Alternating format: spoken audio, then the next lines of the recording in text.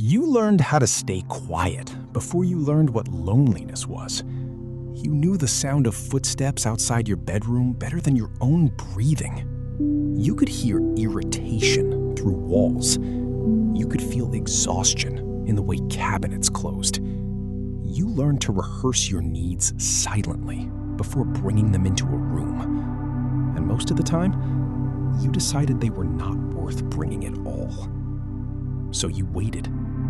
Hungry sometimes, scared sometimes, overwhelmed almost constantly, but still waiting. Because somewhere inside you, asking for help began to feel more dangerous than suffering quietly. How young were you when needing comfort started to feel like guilt? You became observant in ways other children never had to. You learned timing, facial shifts, volume changes, the difference between a tired sigh and an angry one. You studied emotional weather because your nervous system believed survival depended on it. And maybe it did. You stopped interrupting, stopped crying loudly, stopped asking twice. You learned how to shrink your needs until they could fit into silence. Adults called you easy, mature, independent. But no child becomes emotionally self-sufficient without first learning that support is unreliable. You adapted by disappearing before you could become too much. Eventually, you stopped noticing how alone you felt. That is what adaptation does. It turns survival into personality. People saw calmness. Inside, your body was monitoring everything.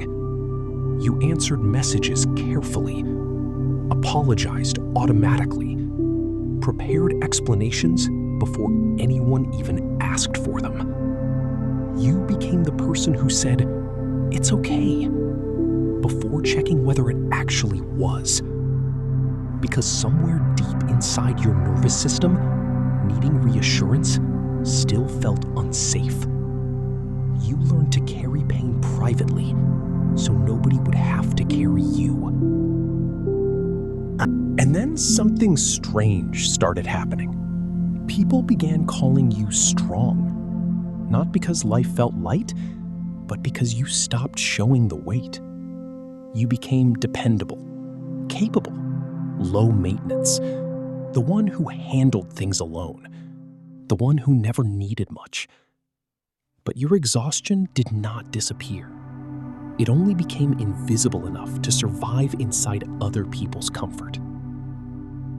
There is a specific kind of grief that comes from realizing nobody noticed how hard you were trying not to need them.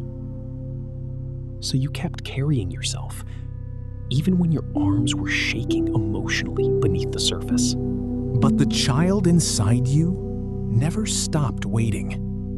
Not for rescue, just for gentleness that did not have to be earned first. For care that arrived without performance. For warmth that did not disappear the moment you became inconvenient. And maybe that is why certain moments undo you now. A soft tone, a patient question, someone noticing your silence without forcing you to explain it. Because your nervous system still remembers what it felt like to survive without softness. You were never weak for needing support. You simply learned too early what happens when comfort feels conditional. You were never broken. You adapted.